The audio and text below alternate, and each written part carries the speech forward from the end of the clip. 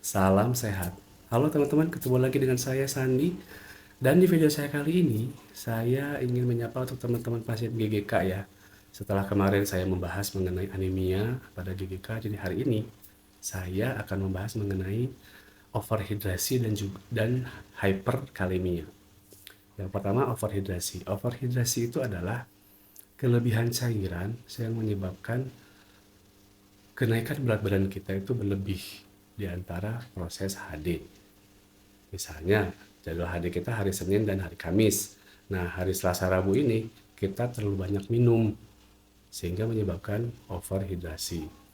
Penyebabnya apa? Ya tentu pasti karena haus. Jadi kita pasien itu tidak bisa menahan rasa haus atau bisa juga karena cuaca yang panas sehingga menyebabkan kita bawaannya pengen minum terus, ataupun bisa jadi karena kita banyak mengkonsumsi makanan yang gurih-gurih atau yang banyak mengandung natrium sehingga itu menstimulasi rasa haus kita, bawaannya pengennya minum terus. Itu salah satunya. Jadi saya ada membaca artikel teman-teman, jadi untuk ini artikel luar sih, artikel luar negeri. Jadi untuk kenaikan berat badan ya, untuk kenaikan berat badan yang ideal atau maksimal itu adalah 5% dari bobot tubuh kita.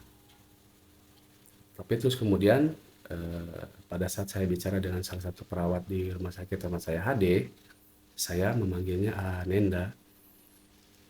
Mungkin itu untuk orang luar Pak, karena kan posturnya tinggi-tinggi. Kalau untuk postur orang Indonesia, ya anggaplah 4% katanya. Gitu ya Anenda ya, saya masih ingat pembicaraan kita. 4%, anggaplah 4%. Contoh saya dengan bobot 80 kilogram, kalau maksimal 4% itu berarti maksimal kenaikan berat badan saya itu 3,2. Pernah juga saya naik sampai 4 kilo pernah, karena waktu itu memang sedang panas-panasnya. Cuaca panas sehingga bawahnya pengen minum sehingga eh, apa kenaikannya banyak. Jadi ditarik 4,5. Efeknya apa? Efeknya jantung kita itu capek, sangat capek. Jadi seperti yang sudah saya sampaikan bahwa cuci darah itu memang secara fisik kita nggak capek, fisik kita diam, bahkan makan, nonton, tidur, segala macam. Tetapi jantung kita yang benar-benar dipacu sedemikian rupa untuk memacu, memompa darah untuk dicuci. Sehingga kalau naiknya banyak nih, kalau naiknya banyak, artinya si jantung ini akan bekerja sangat keras. Kasihan jantungnya, itu sih poinnya. Kasihan jantungnya kalau kita terlalu banyak naiknya. Jadi contoh tadi saya maksimal 3,2. Teman-teman silahkan hitung sendiri ya. Mau ikut yang 4% dari Ananda tadi atau 5% di artikel yang dari luar negeri itu. Silahkan. Yang penting adalah semakin sedikit kenaikan berat badan kita, semakin ringan kerja jantung kita. Ya tentunya membantu kerja jantung menjadi lebih santai, lebih rileks, dan juga untuk jangka waktu lama jantung kita akan bertahan dengan lebih baik. Itu ya. Kemudian yang kedua adalah hyperkalemia. Jadi ini saya cerita pengalaman saya ya. Saya ingat hari itu sedang bulan Ramadan, jadi setiap buka puasa itu saya selalu mengkonsumsi sop buah. Ini kan saya masih belum tahu ya, 3 tahun yang lalu berarti saya masih 1 tahun.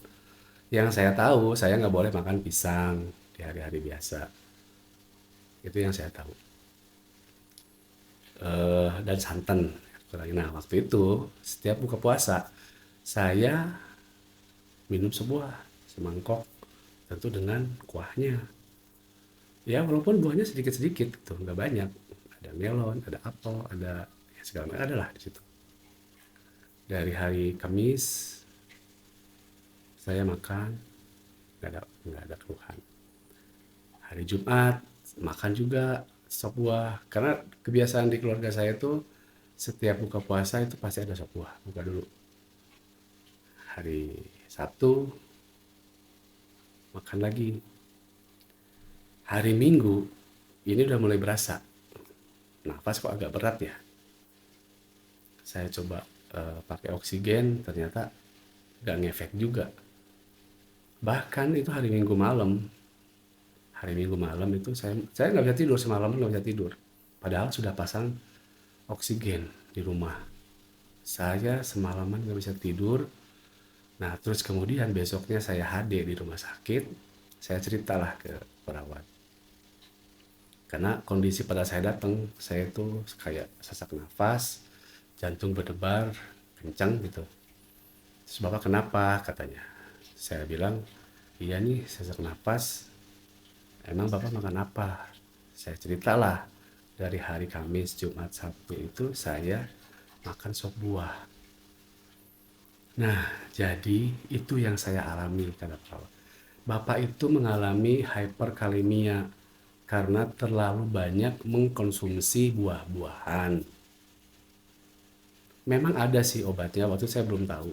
Tetapi ya silakan ya di apa disampaikan ke atau ditanyakan ke perawat di tempat-tempat teman-teman aja ya untuk nama obatnya untuk sebagai apa namanya darurat kalau misalnya kita kelebihan hyperkalemia atau kelebihan makan buah-buahan. Jadi itu yang saya alami.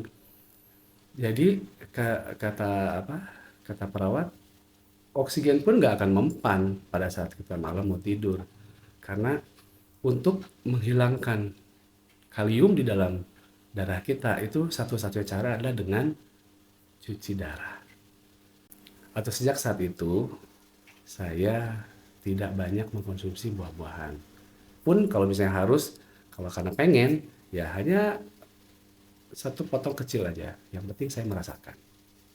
Jadi gitu teman-teman, mengenai over hidrasi dan juga hyperkalemia. Oh ada satu lagi, belimbing jangan coba-coba untuk memakannya ya, karena di belimbing itu sangat berbahaya khususnya untuk pasien gagal ginjal. Jadi ada apa namanya satu zat yang berbahaya dalam belimbing itu dan kita sangat tidak dianjurkan untuk mengkonsumsi belimbing.